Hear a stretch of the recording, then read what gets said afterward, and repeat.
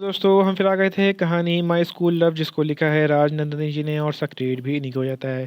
सो दोस्तों हमारी इस कहानी के पूरे पूरे एपिसोड नंबर आपके 10 हो चुके हैं। हम देखते हैं आने वाली कहानी में क्या होता है। शुरू करते हैं एपिसोड नंबर 11 और देखते हैं कहानी में क्या होता है। जो सेशन कल शुरू होने वाला था उसे आज ही शुरू करना पड़ा। सेशन शुरू डॉक्टर करने वाले थे कि सायरा बड़े उम्मीद से डॉक्टर से देखे पूछी, हम मर जाएंगे क्या? डॉक्टर सायरा के माथे सराते हुए बोले, नहीं बेटा। इतना बोल डॉक्टर सायरा को दूसरा सेशन शुरू कर दिया। कुछ घंटों के इलाज के बाद डॉक्टर बाहर आ गए। डॉक्टर को बाहर आता देख सोनिया करण डॉक्टर से पूछने लगे, पर डॉक्टर उनके पास देने के लिए कोई जवाब नहीं था। सायरा का कैंसर बस बढ़ता ही जा रहा था, बचने के चांसेस बहुत कम थे। डॉक्टर ने फिर भी सायरा के माता पिता को उम्मीद देते हुए बोला, हम अपनी पूरी कोशिश कर रहे हैं। इतना बोल डॉक्टर वहाँ चले गए। अगले दिन जब डॉक्टर सायरा के चेकअप करने आए तो सायरा बड़े हिम्मत के साथ पूछी, डॉक्टर अंकल, अगर हमारी बीमारी कोई इलाज नहीं हुआ तो फिर हम कितने वक्त तक जी सकते हैं? आज तक किसी भी कैंसर पेशेंट ने ऐसा सवाल नहीं किया था डॉक्टर से।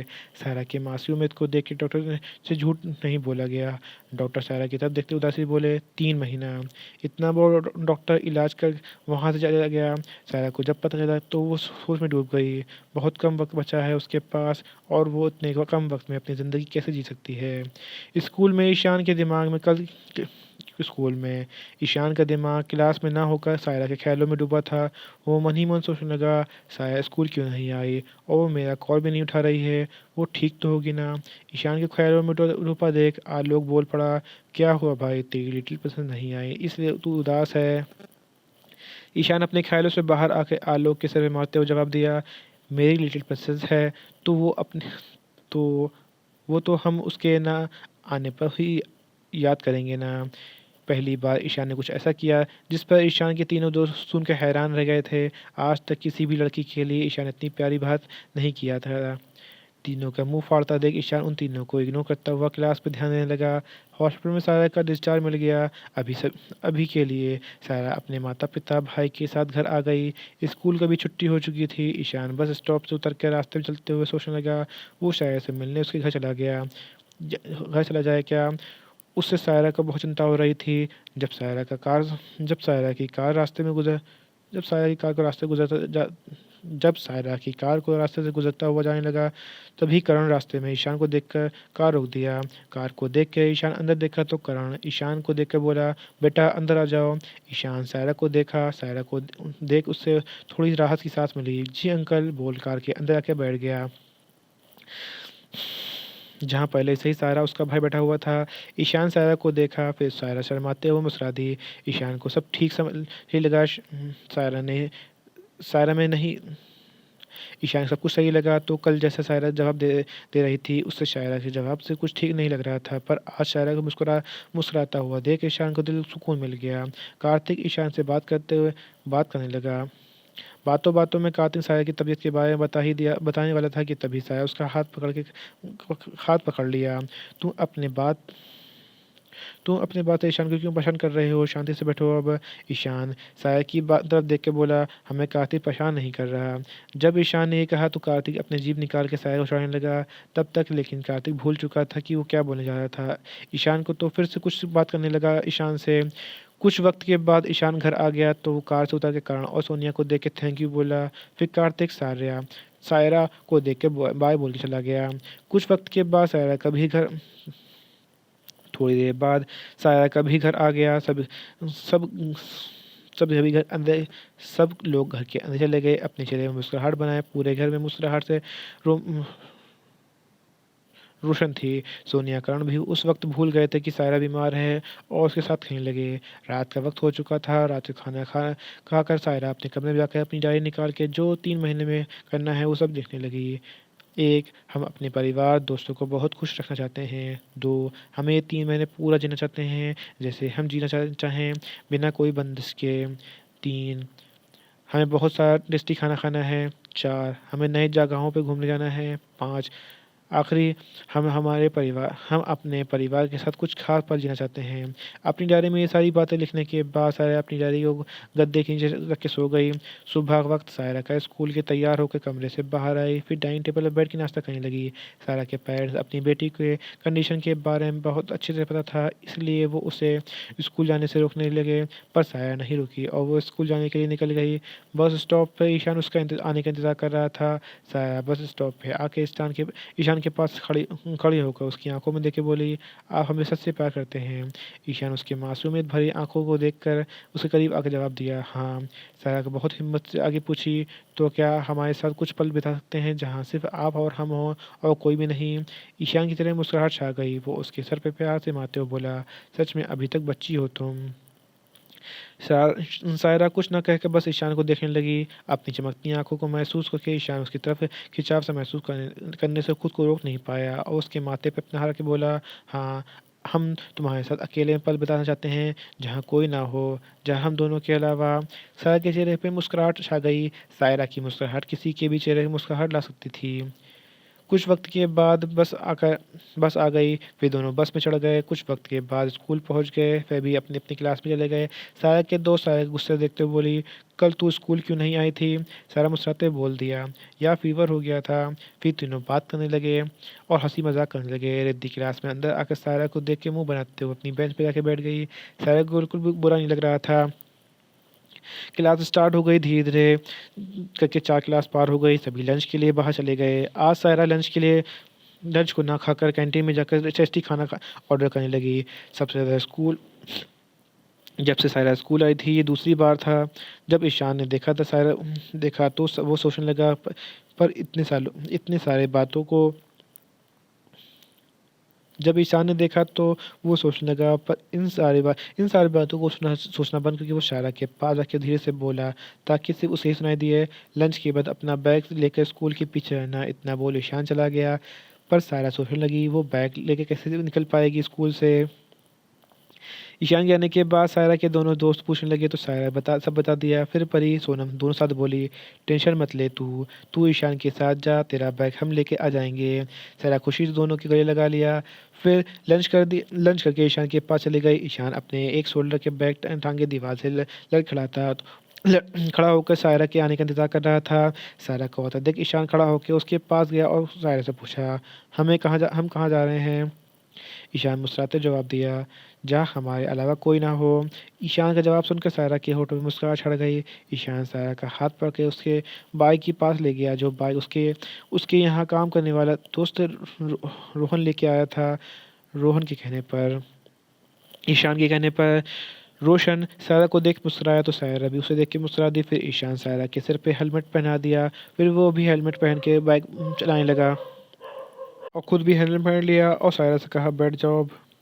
सायरा जल्दी से बाइक पे बैठने लगी तो उसे समझ नहीं आ रहा था कि वो कैसे ईशान को पकड़ के बैठे। यह देख के सायरा से बोला, मेरे कंधे को पकड़ के बाइक पे चढ़ जाओ। जब सायरा बाइक पे बैठ गई तो फिर ईशान बाइक स्टार्ट कर दिया और दोनों स्कूल से निकल गए।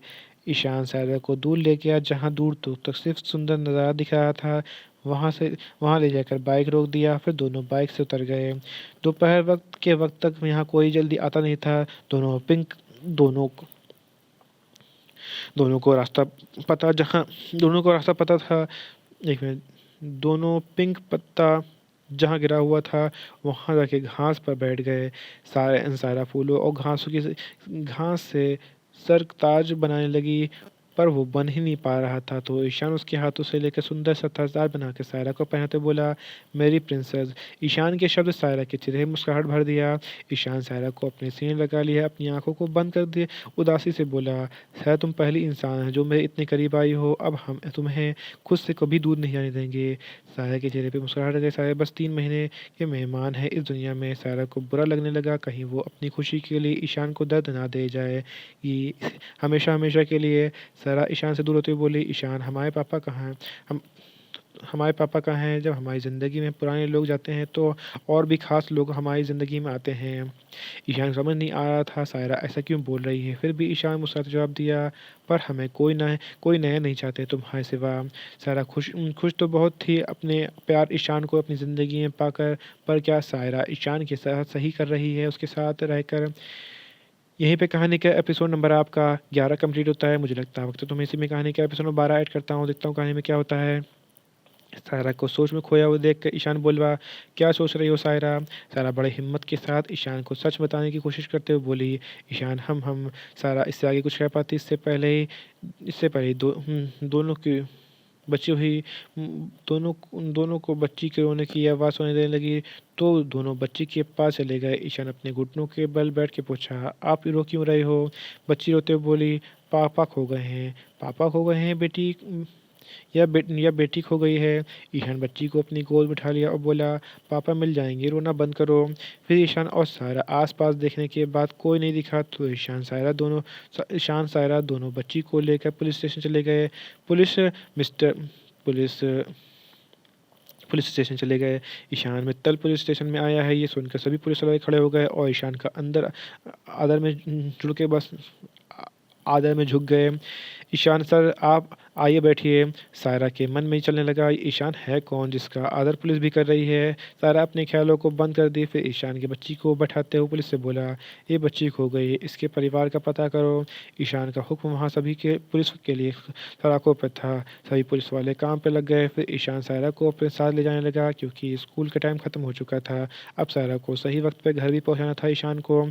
सायरा ईशान के साथ बाइक पे बैठी, तो पर सायरा की उस बच्ची की चिंता सताने लगी। ईशान शीशे से सायरा के दासिले को देख के बोला, चिंता मत करो, हम है ना, बच्ची के पिता बहुत जल्द मिल जाएंगे। ईशान का हर शब्द सायरा को यकीन है कि अब उस बच्ची के बारे में सोचना बंद करके ईशान से पूछी, सभी पुलिस तुमसे इतना आदर क्यों कर रहे थे? ईशान ने कोई जवाब न देते हुए सायरा के सवालों के ईशान ने कोई जवाब न देते हुए सायरा के सवालों का वो बस अपनी बाइक को रोक कर एक स्टोर के अंदर जाकर सायरा के लिए खाना और कुछ स्नैक्स लेके सायरा को देते हुए बोला, अपना दिमाग फालतू चीज़ों में मत लगाओ। सायरा की सेहत के लिए स्नैक अच्छा नहीं था, पर ईशान उससे लेकर ला के दिया था, तो वो बिना अपनी परवाह किए स्नैक खाने लगी। ईशान सायरा को अपने बैकग्राउंड के बारे में कुछ भी बताना नहीं चाहता था। वो हमेशा सबके सामने एक साधारण मिडिल क्लास लड़का ही रहना चाहता था। वो ये नहीं चाहता था कि कोई उसके बैकग्राउंड के बारे में जाने। पहली बार ईशान बस सायरा के ड्रीम को पूरा करने के लिए अपने पैसों का इस्तेमाल किया, ताकि वो सायरा के खूब चेहरे मुस्कान देख सके। सायरा के चेहरे मुस्कान ईशान के दिल का सुकून बनता जा रहा था धीरे धीरे, और वो नहीं चाहता था कि अपने बैकग्राउंड सायरा को बता के उससे वो दूर हो जाए। ईशान को बहुत अच्छे से ये बात पता थी कि सायरा कभी भी अपने हाई स्टेटस इंसान के साथ रिश्ता नहीं बनाएगी, और अगर बना भी लेगी तो वो वहाँ एडजस्ट भी नहीं कर पाएगी, क्योंकि सायरा उड़ने वाली पंछी है जिसे आज़ादी चाहिए। और ईशान का दुनिया सायरा के मासूमियत, उड़ान, जीने का एहसास सब ख़त्म कर देगा। इसलिए ईशान सायरा को अपनी दुनिया में कभी भी आने नहीं देना चाहता था, जिससे सायरा अपनी का पहचान खो दे। सायरा ने सारा स्नैक खा लिया, फिर दोनों जाने को हुए। ईशान उसके सर पे हेलमेट डालने वाला था, पर उसके होठों में जो लगा हुआ झूठा था। ईशान उसकी तरफ झुक के उसके होठों को अपने होठों के अंदर डाल के अंदर आके किस कर लिया।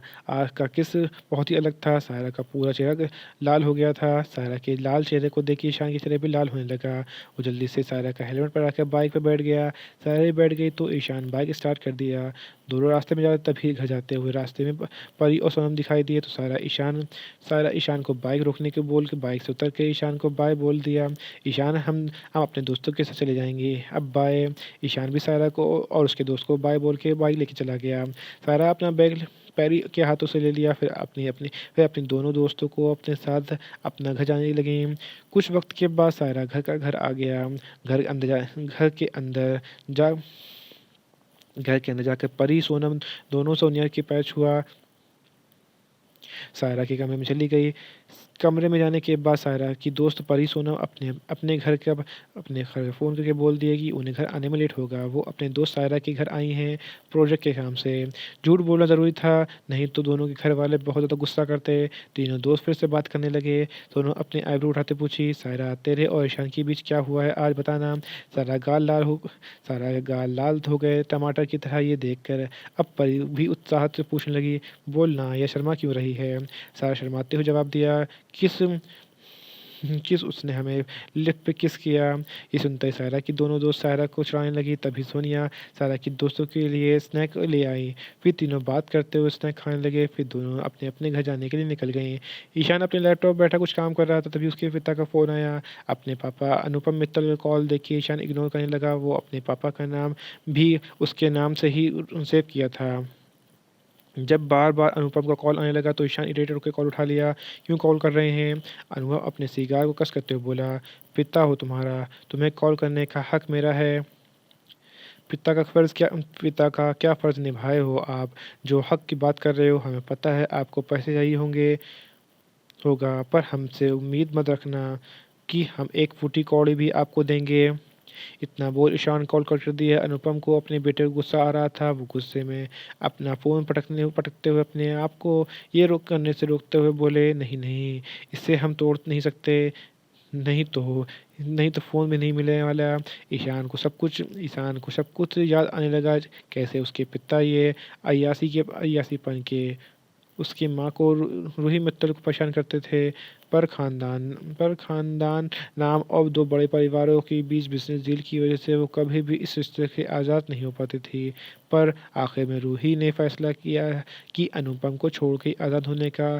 फिर वो उससे डाइवोर्स किसी तरह दे हमेशा के लिए इंडिया छोड़ के चली गई। रूही एक बार फिर मुड़ के कभी अपने बेटे की तरफ नहीं देखा।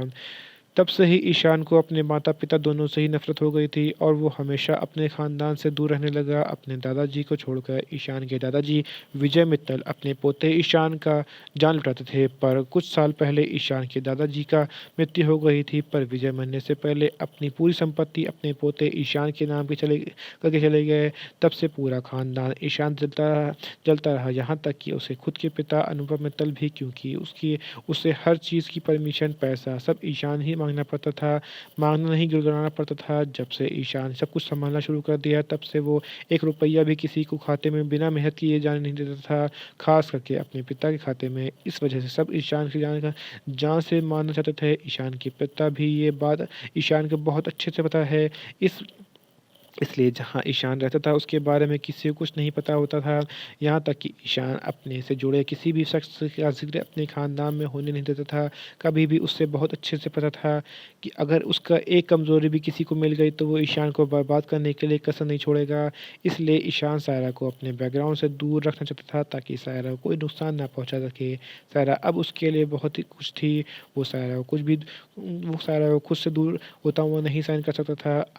अनुपम अनुपम अपना सारा पैसा या तो अय्याशी में उड़ाता था या फिर ड्रग्स, अल्कोहल, स्मोकिंग या फालतू के दिखावा में। उसे अपनी लाइफ में बस यही चाहिए था। पर ईशान के आने के बाद से उससे कुछ नहीं मिल पाता था। इससे परेशान हो कितनी बार अनुपम ईशान को मरवाने की कोशिश किया है, पर इसका कोई फ़ायदा नहीं हुआ। ईशान भले ही सबको बहुत स्वीट दिखता हो, पर ईशान का दिमाग कंप्यूटर से ज़्यादा तेज़ है। कुछ होने से पहले ही उसे पता चल जाता था कि उसके साथ क्या होने वाला है या क्या हो सकता है। यहीं पे कहानी का एपिसोड नंबर आपका 12 कंप्लीट होता है। सो दोस्तों, आपको एपिसोड नंबर 12 कैसा लगा हमें कमेंट करके ज़रूर बताइए। कहानी का कोई ऐसा अंश, ऐसा भाग जो समझ में ना आया हो, आपको और पता लगा हो, तो भी हमें कमेंट करके ज़रूर बताइए। कहानी अच्छी लगी तो इसको लाइक कीजिएगा, शेयर कीजिएगा, चैनल को सब्सक्राइब करिएगा, ताकि आपको हमारी आने वाली अगली वीडियो अब तक आसानी से पहुँच सके। तो दोस्तों, हम फिर मिलेंगे एक नए वीडियो के साथ, एक नए एपिसोड के साथ। तब तक के लिए मुझे इजाज़त दीजिए। धन्यवाद दोस्तों।